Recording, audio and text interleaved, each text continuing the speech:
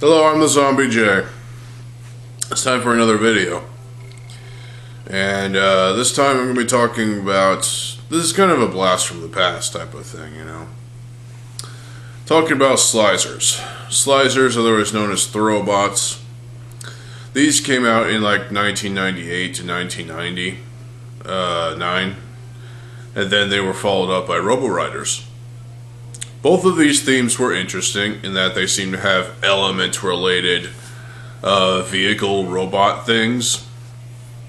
The Roboriders were vehicles that can launch wheels from their front section, to where the Slizers have a disc throwing arm that goes whew, launches the disc. If you want to use that sound effect, go ahead, steal it from the audio of this video. I'm looking forward to that. But Slizers were interesting. I never owned any Slizers. I never owned any Robots or Roboriders. I've owned parts, but not a actual full complete set. I've seen them at the minifig shop. I've even seen new in-box ones back in Springfield at a store in the mall. Didn't buy them. Nope. Apparently, I was so invested into Bionicle that the precursors I felt were inferior. And yet there's still a massive, massive fan base for Roboriders and Slizers. We'll start with Slizers. Slizers, these robot things, they are pretty cool. Their torso build is kind of the precursor to the Mata torso, which is pretty cool.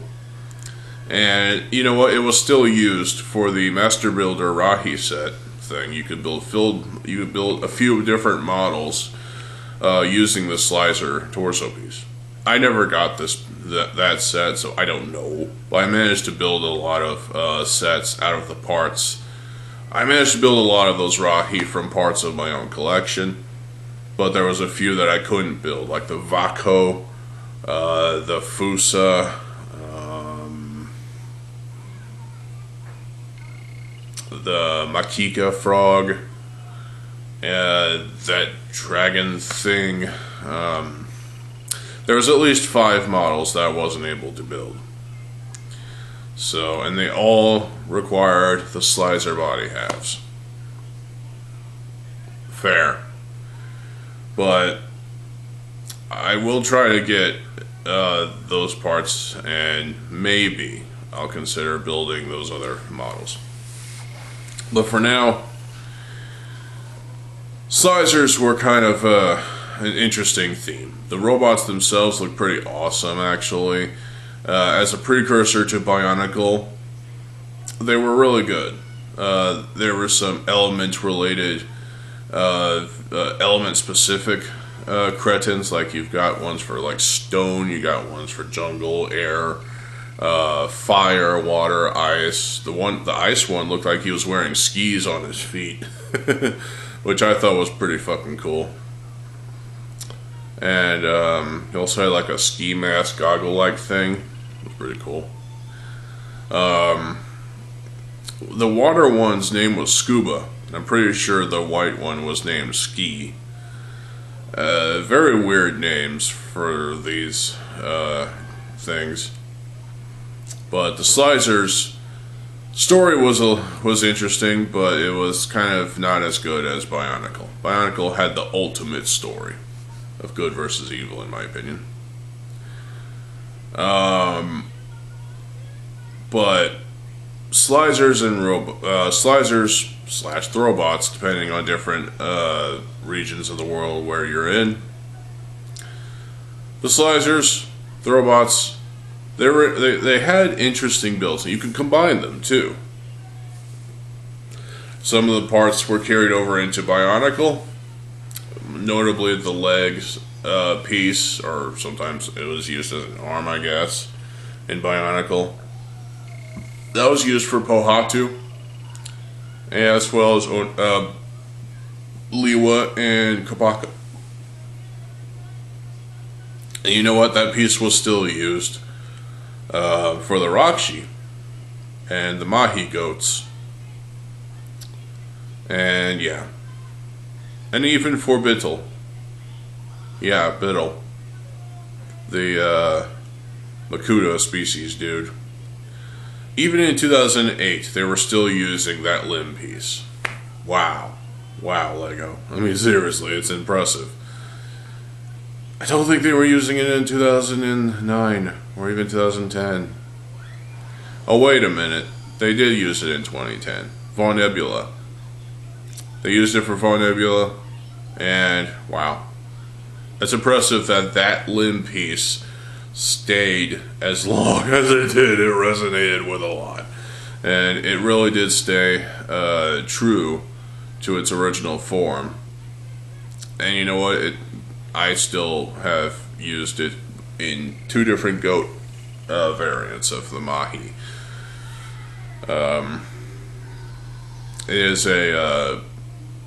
It is an evergreen piece, I'd say. Slizers, the discs had custom prints on them that looked pretty cool. I don't know who the main bad guy in the story was, but let's just say the Slizers were competing against each other for the most part, I think. But story aside, the sets really did look cool, and I think the fire one was upside down, and you had the head as its crotch area, as if the head of the fire robe Slizer was its dick. Wow, that is bizarre. But yeah, there were unique designs. There were interesting pieces used that were carried over into Bionicle, obviously. And overall, the Slizers / Roboriders or Throwbots, they didn't last long. They lasted for a year, and that was it. But there was promise there. There was potential there for this line to succeed. And you know what? It still has a dedicated fan base to this day. There are fans out there that have done like a fan comic sort of thing. Shout out to Morgan Ryan Art, who has a fan comic out. And wow, that's impressive. It's impressive that Slizers still have a dedicated fan base to this day. Roboriders are a different story, though. While they were successful, not as much as Slizers, they still had some promise to them. Even though some of the parts were kind of not all that usable sometimes, like those disc things that go whew. They're barely usable, and even the things that they are launched out of are barely usable. So, sabotage? I don't know. But the Roboriders, that's what they were. They were riders, you know. They were vehicle-like things that drive off into the sunset and probably die. They lasted for a year, and that was it. And they were, for the most part, alright. The designs were interesting. I think it had another elemental sort of thing to it, but not as much as Slizers. The story was probably similar, but not as, not as eye-catching or visually interesting as Slizers, or even Bionicle. Mouth is dry.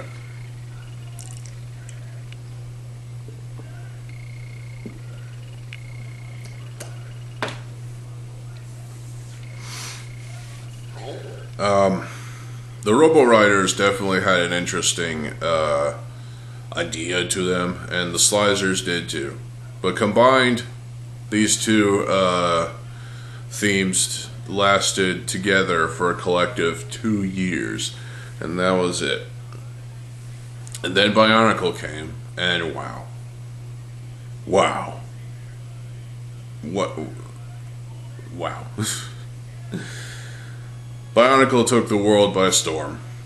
Bionicle succeeded where Slizers and Roboriders failed. It succeeded in all aspects. It was everything we've ever wanted.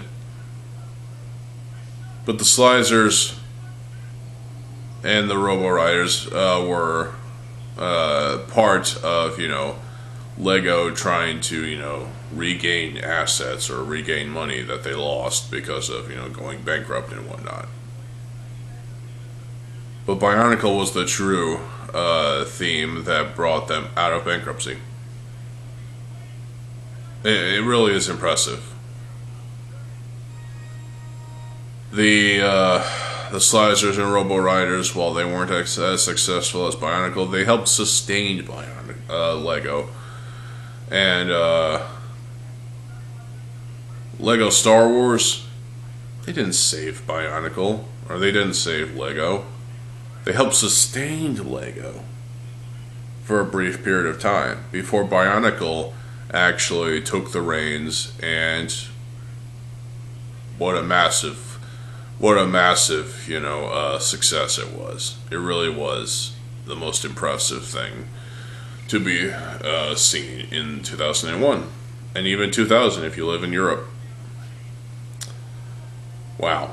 So what can we say about the Slizers and the Roboriders? The designs are cool.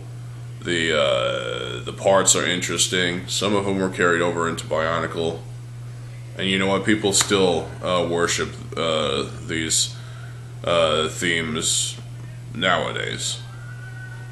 There's a huge fan base for Bionicle, but there's also a good-sized fan base of Slizers and Roboriders.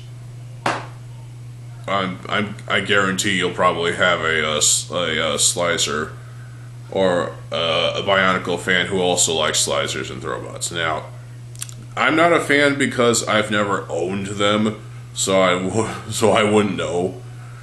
But I've seen them, and I do like them. They look cool. So I just wish I had the money to buy every single one of them. I don't have the shelves for them, clearly, but these are interesting sets. These were interesting themes, and they were sort of a time capsule of the late 90s, So you pick up a Slicer set, you look at it, and immediately you're in. You get taken back to 1998 or 1999 or 2000. And it's like, where did the time go? Especially here in 2025. Where did the time go? It really is impressive. So, what do you think about Slizers and Roboriders? Let me know in the comment section below. I will eventually get a Slizer. I will eventually get a Roborider, but for now, sticking with Bionicle. Because it's the most important Lego theme to me. Roboriders, or Slizers and Roboriders may be important to you, but Bionicle is the true successor. It is the true theme that saved Lego. You can't deny it. If you do deny it, you're wrong. 100%. I will be back later with some more videos, but for now, I am TheZOMBIEJ. I'll see you folks there. Have a good fucking day, and peace.